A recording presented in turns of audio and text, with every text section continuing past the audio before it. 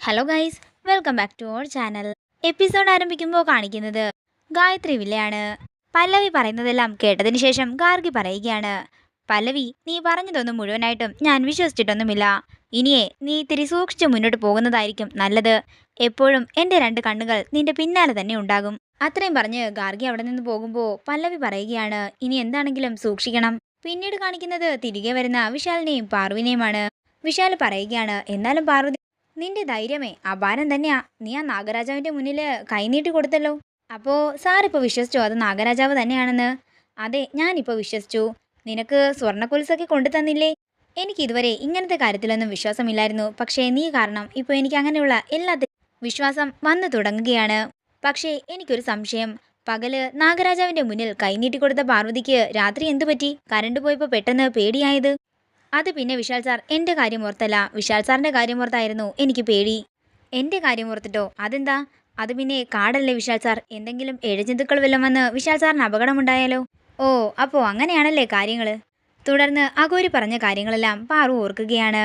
വിശാൽ സാറിനെ എൻ്റെ കണ്ണിലെ കൃഷ്ണമണി പോലെ കാത്തു രക്ഷിക്കും. വിശാൽ സാറിന് ഒരബദ്ധം വരാൻ ഞാൻ സമ്മതിക്കില്ല. എൻ്റെ ജന്മോദ്ദേശം തന്നെ വിശാൽ സാറിനെ സംരക്ഷിക്കുക എന്നതാണെന്നാ ഞാൻ വിശ്വസിക്കുന്നത്. എല്ലാം കേട്ടതിന് ശേഷം വിശാൽ പറയുകയാണ്, നമ്മൾ ഇങ്ങനെ ഇരുന്നാൽ മതിയോ? നമ്മുടെ ഇടയിലേക്ക് ഒരാൾ കൂടി വരണ്ടേ? ഒരു ജൂനിയർ വിശാലോ ജൂനിയർ പാർവതിയോ? ഇത് കേൾക്കുന്ന പാറു നാണത്തോടെ തല കുനിക്കുകയാണ്. പാർവതിക്ക് ആൺകുഞ്ഞിനാണോ ഇഷ്ടം, പെൺകുഞ്ഞിനെയാണോ? ഉദയനൂരമ്മ അനുഗ്രഹിച്ചു തരുന്നത് ആണാണെങ്കിലും പെണ്ണാണെങ്കിലും നമ്മളത് ഇരു കൈ നീട്ടി സ്വീകരിക്കും, അതല്ലേ വേണ്ടത്?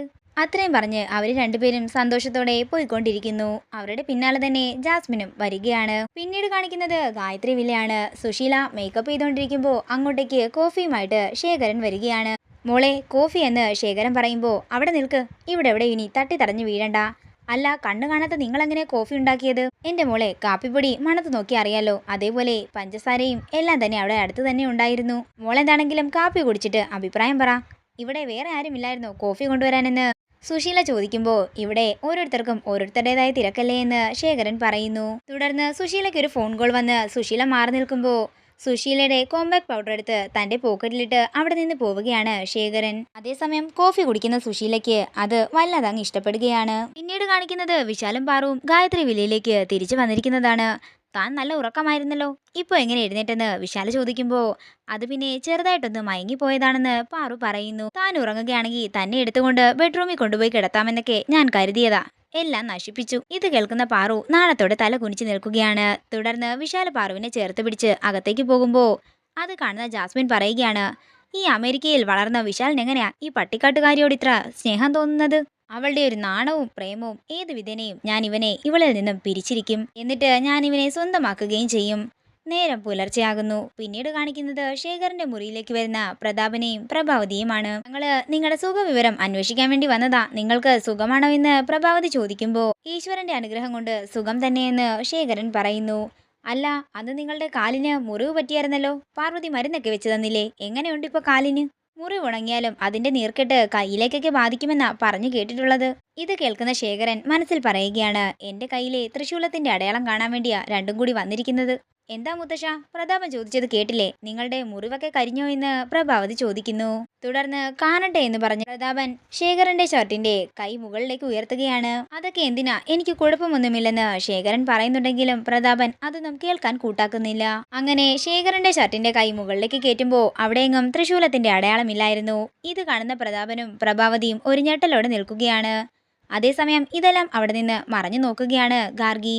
എന്താ, നീർവീഴ്ചയുണ്ടോ എന്ന് ശേഖരൻ ചോദിക്കുമ്പോൾ ഒന്നുമില്ലെന്ന് പ്രതാപൻ പറയുന്നു.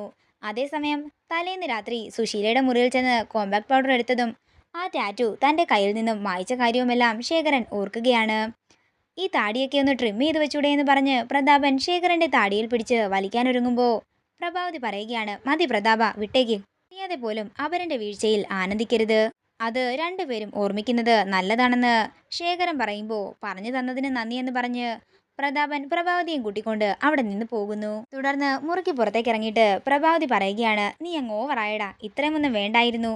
അതേസമയം ഇതെല്ലാം മറഞ്ഞു നിന്ന് കേൾക്കുകയാണ് ഗാർഗി. തുടർന്ന് ഗാർഗി ശേഖരന്റെ മുറിയിലേക്ക് കയറുകയാണ്.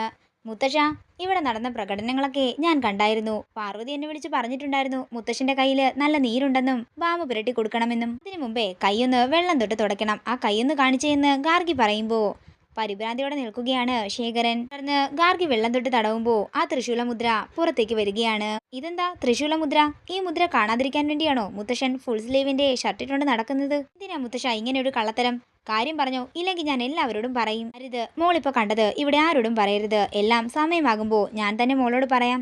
ശരി, നിങ്ങൾ പറഞ്ഞതൊക്കെ ഞാൻ വിശ്വസിക്കാം. പക്ഷേ എന്റെ അമ്മായിയമ്മ, ആ പ്രഭാവതി അമ്മയെ നിങ്ങൾ സൂക്ഷിക്കണം. അവരെ അത്ര നിസ്സാരക്കാരിയല്ല. ആരുടെയെങ്കിലും പേരില് എന്തെങ്കിലും സംശയം തോന്നിയാലേ അവരെ വെറുതെ വിടില്ലെന്ന് പറഞ്ഞ് ഗാർഗി അവിടെ നിന്ന് പോകുന്നു. വീട് കാണിക്കുന്നത് പാറുവിന്റെ മുറിയിലേക്ക് ചെല്ലുന്ന സുശീലയാണ്. അല്ല പാർവതി, നിങ്ങളുടെ ഔട്ടിംഗ് ഒക്കെ എങ്ങനെ ഉണ്ടായിരുന്നു? അതൊക്കെ കൊള്ളാമായിരുന്നു അപ്പച്ചി. അല്ല, നിങ്ങൾ എവിടെയെങ്കിലും ഔട്ട് സ്റ്റേ ചെയ്തിരുന്നോ? എന്താ മനസ്സിലായില്ലെന്ന് പാറു പറയുമ്പോൾ സുശീല പറയുകയാണ്, ഓ നിനക്ക് ഇംഗ്ലീഷ് അറിയില്ലല്ലോ, ഞാനത് മറന്നുപോയി. ഇത് കേൾക്കുന്ന പാറു പറയുകയാണ്, അപ്പച്ചിക്ക് ലോകത്തിലെ എല്ലാ ഭാഷയൊന്നും അറിയില്ലല്ലോ. അപ്പോഴേ അറിയാത്തവരെ ഇങ്ങനെ കളിയാക്കേണ്ട ആവശ്യമൊന്നുമില്ല.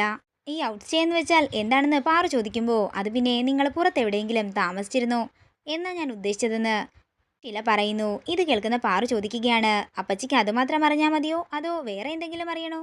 അത് പിന്നെ നീ എല്ലാം ഒന്ന് വിശദമായി പറയാൻ സുശീല പറയുമ്പോ പാറു ചോദിക്കുകയാണ്, നിങ്ങൾക്ക് നാണമില്ലേ? കുടുംബത്തിൽ പിറന്നവർക്ക് ചേരുന്നത് ഇങ്ങനെയുള്ള കുത്തിക്കീഴ്ചയുള്ള ചോദ്യങ്ങൾ. ഭാര്യ ഭർത്താക്കന്മാരാകുമ്പോ പുറത്തു പോകും. അവർക്ക് പല സ്വകാര്യതയും കാണും. അതൊക്കെ ചോദിച്ചറിയാൻ നിൽക്കുന്നവരെ ഉളുപ്പില്ലാത്തവരാണ്. അന്തസ്സുള്ള ഭാര്യയും ഭർത്താവുമേ അവരുടെ ജീവിത രഹസ്യങ്ങളൊന്നും മറ്റുള്ളവരോട് പറയില്ലെന്ന് പാറു പറയുമ്പോ ഇതെല്ലാം കേട്ട് നാണം കെട്ട് നിൽക്കുകയാണ് സുശീല. ഇതോടുകൂടി ഇന്നത്തെ എപ്പിസോഡ് ഇവിടെ തീരുകയാണ്. വീഡിയോ ഇഷ്ടമായെങ്കിൽ മറക്കാതെ ലൈക്ക് ചെയ്യുക, ഷെയർ ചെയ്യുക, കമന്റ് ചെയ്യുക. കൂടുതൽ സീരിയൽ അപ്ഡേറ്റ്സിനായി മറക്കാതെ സബ്സ്ക്രൈബ് ചെയ്യുക നയൻസ് ക്രിയേഷൻസ്.